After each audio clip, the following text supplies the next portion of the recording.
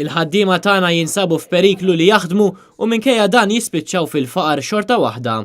Dan kien il-qofol tal-messaġġ tas-Segretarju Ġenerali tal-Partit Nazzjonalista Clyde Puli f'diskors li għamel waqt laqgħa ta' diskussjoni s-sibt filgħodu fid-dar ċentrali organizzata minn Dionne Borch, kandidata għall-elezzjoni tal-Parlament Ewropew, fejn fost oħrajn ġew indirizzati problemi soċjali bħal housing, il-kirjiet u droga.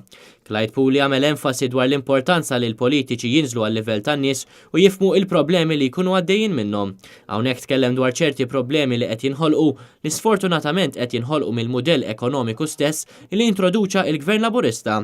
Stqarri li qed jiġi krejat il-ġid permezz ta' popolazzjoni li qiegħda tiżdied, iżda dan l-istess ġid mhux qed jitqassam sew. Dan jidher biċ-ċar fil-problemi li qed iqumu bil-kirjiet fejn il-kirjiet olew persentaġġ għoli ħafna iżda il-paga baqgħet l-istess. Is-Segretarju Ġenerali wissal li dan in-nuqqas ta' pjan mill-Gvern se jwassal għal problemi kbar fejn se jkun hawn ammont ta' nies li jkunu jistgħu jibnu torrijiet, iżda se jkun hawn ammont ħafna akbar ta' nies li jispiċċaw bla saqaf fuq rashom.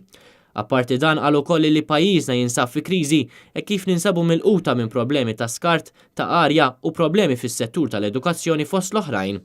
Għall-ixxu grupp organizzatu mmexxi minn Dionne Borch kienu mistiedna għaqdiet biex jagħtu l-kontributu l-proposti tagħhom kif ukoll individwi li spjegaw l-esperjenzi personali tagħhom.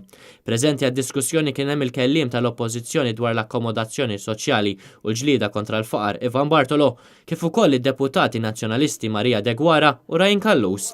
Attenda wkoll Albert Buttigieg li huwa l-eks kap eżekuttiv tal-Awtorità tad-Djar.